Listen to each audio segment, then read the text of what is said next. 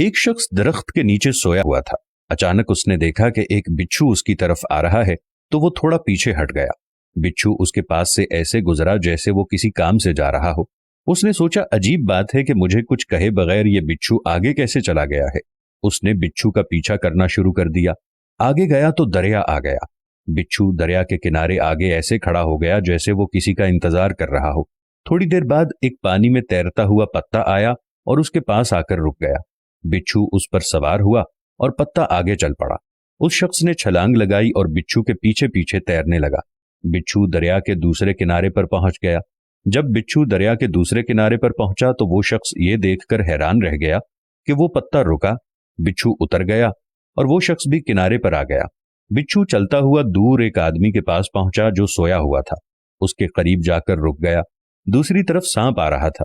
جیسے ہی سانپ سوئے ہوئے شخص کو ڈسنے لگا تو بچھو نے اس سانپ کو ڈس دیا اور وہ سانپ مر گیا اور بچھو آگے چلا گیا۔ وہ شخص جو بچھو کے پیچھے پیچھے یہاں تک پہنچا تھا، اس نے سوئے ہوئے آدمی کے پاؤں پکڑ لیے۔ وہ جاگ گیا تو اسے کہنے لگا، آپ تو بہت بڑے بزرگ ہیں۔ اس نے پوچھا کیوں، کیا ہوا؟ اس نے اسے سارا واقعہ سنایا۔ واقعہ سننے کے بعد اس نے کہا، بھائی میں تو یہودی ہوں۔ اس شخص نے یہودی کو چھوڑا اور سر سجدے میں رکھ لیا اور کہنے لگا، اے میرے مالک، تو ایک بندے کو بچانے کے لیے اتنا بڑا کارخانہ چلاتا ہے۔ میں دن رات خامخواہ پریشان ہوتا ہوں۔ تو میرے بارے میں اس سے بھی بہتر کر رہا ہوگا۔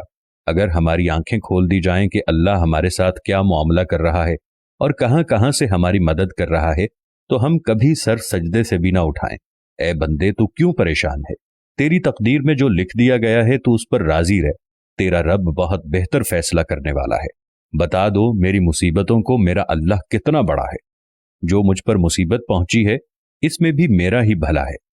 اے بندہ خدا، تجھے کیا معلوم کہ تیرے اوپر کس کس طرح کی مصیبت آنے والی ہے، تیرے اوپر کس کس طرح کی آزمائش آنے والی ہے۔ ارے اے بندہ خدا، تجھے ان سب آزمائشوں سے، پریشانیوں سے روکنے والا، تجھے ان سے ہٹانے والا، تجھے ان سے بچانے والا، تجھے ان سے دور کرنے والا صرف ایک اللہ ہی تو ہے۔